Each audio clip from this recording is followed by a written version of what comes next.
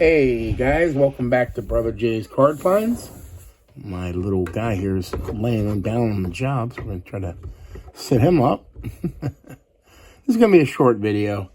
Today I had not the greatest experiences at a card show I've ever had.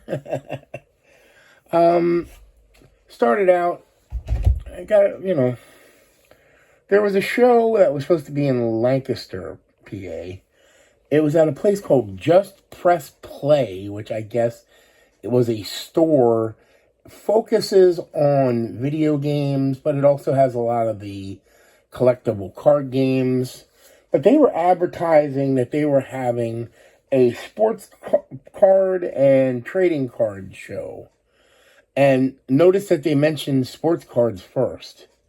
So I was a little wary of it just because of what kind of location it was, just because it was, more of a place that would probably deal in the Pokemon stuff. But I figured, what the heck. I sent an email to Facebook message to the organizers of the show on their events page, asking them how many dealers they were going to have, asking if it was going to be, sports cards, how many sports cards dealers are they going to have, as opposed to Pokemon, and if they had any chairs. They didn't take the opportunity to answer my messages, which kind of aggravated me too. But, maybe they didn't see it. I don't know what it was, but, it never got answered. So I headed out. Originally, I thought maybe I was just going to go to the Berkshire Mall show, which was also today. And instead, I decided, well, we'll go down there. I mean, it's not that far. We can go down there and just check it out and see what happens. So I went down there, and I got in. First of all, the parking lot was jam-packed. I had to park about as far away in their parking lot as I could and walk down, which isn't always the easiest thing for me. Then I had no problems today. Went in, and it was my worst nightmare. It was 75% Pokemon. The aisles were jam-packed full of people. You could barely walk. I saw some sports cards, but there definitely was no good quality, cheap boxes. I saw the one guy had something labeled as bargain bins or whatever. And yeah, they were like $2 to $5 cards. I don't consider that bargain bin. I really don't. Dollar bins barely qualify as bargain bins, but I do say that they are. But nobody had anything that was really my cup of tea, and that's not their problem. It's it's just that I have a certain kind of show that I like to go to, and this was definitely not it. So I probably didn't even stay half an hour. I went through and tried to make sure I looked at everything. I think there might have been some that I didn't get to just because the aisle was so jam-packed and I didn't feel like fighting anymore. So I went out. I saw somebody who greeted people when they went in, and I asked him if he was the organizer of the show. He said no, he actually worked for that store and that they had set it up that they could do their show there.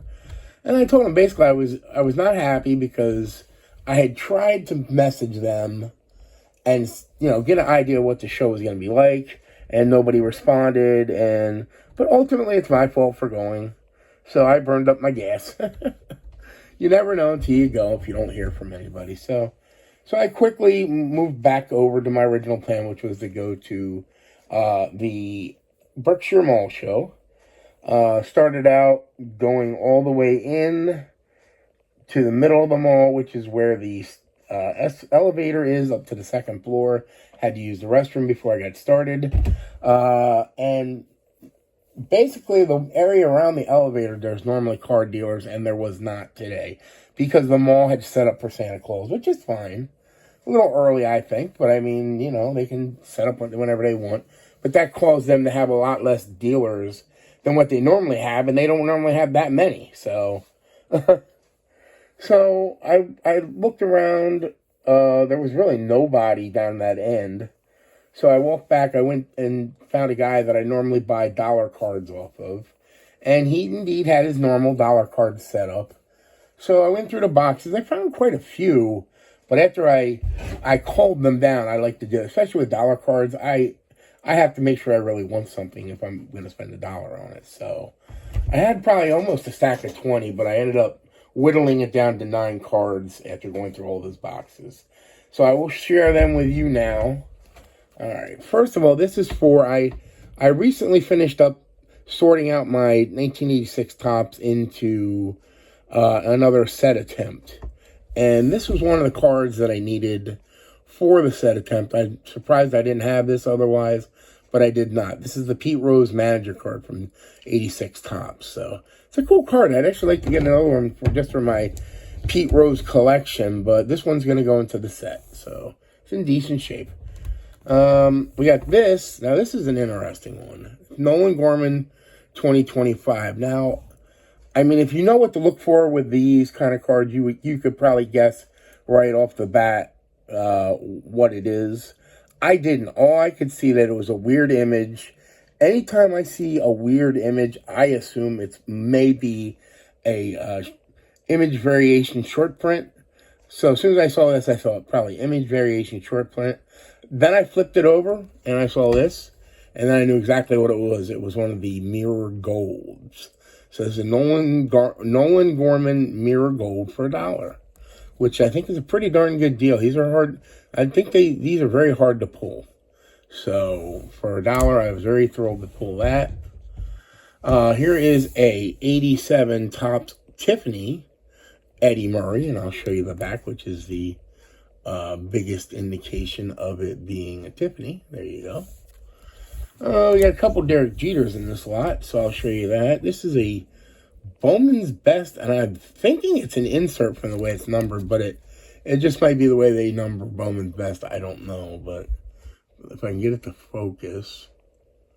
BBDJ. So I don't know if that's just the way Bowman's Best numbers their cards. It almost looks like a little bit of a refractor. But it's kind of a cool looking card. Since I said I got a couple Derek Jeters, we'll get the other one out. This is a 1984 Ted Williams Derek Jeter, which I think is cool. It's a minor league card. There's the back of it. So it's not a rookie, but it's a, second year. Yeah, I qualify this as, I say this is a rookie. It's 91 Jeff Bagwell. It's a classic, the classic game cards. But to me, this is just as good as a rookie. So, and I believe it's one I don't have. No major league record, as you can see. Here is a Jackson Churio rookie, which I don't believe I had. This is I believe the museum collection Jackson Churio rookie. So, there's the back. It's a common card, but from what I consider to be probably a uncommon set. I believe museums are pretty expensive, so I probably would never open one to get one. 2 more cards left. I got this. This is a Tristan Casas Topps Holiday 20. Excuse me, a little dry mouth. 2023 rookie, and as you can see, he has the Santa hat and the candy cane bat. So that's the holiday short print. And this one is a CC Sabathia Team Best rookie, and it is indeed from his rookie year. It's a 99. So that's why I bought that for $1. So, and that little bit you just saw there is all the cards I got for the day. I walked back through to the front of the mall. The main person I was looking forward to dealing with there at the mall was a lady named Tracy, who I tend to buy 10-cent cards from. And I was getting ready to pull up a chair, and she goes, "I don't have any 10-cent cards." I'm like, "What?" Because she always has the 10-cent cards. And she said, "No." She said, "I had them out." I said that she had them out in the boxes and said people could buy the boxes for $40 a box, which she doesn't normally have them priced that low. So I don't know if they were smaller boxes or what it was, because she normally uses the big 5,000 count boxes. And I think she normally has them priced like 80 something a box, but these were at 40, and somebody bought them all. They bought them all yesterday. I didn't get to that show on a Friday like I normally did, and now I kind of regret it, because I would have definitely loved to went through those cards. But so she had nothing for me. Nobody else really had anything else. There was a lot of Pokemon there, too. And that was the end of my card show day. So it was really disappointing. I had the urge to spend some more time and more money going through cards, but there was nothing else to do. So I spent all of $9. Those are all dollar cards. And I still have quite a bit of money left and urge for more cards. And I think what I'm going to do tomorrow is just go to a local show. Not a local show. I wish there was another local show. Local shop, Carter's Cards in Douglasville. And I think I'm just going to go through his 10-cent and 50-cent boxes for a little bit.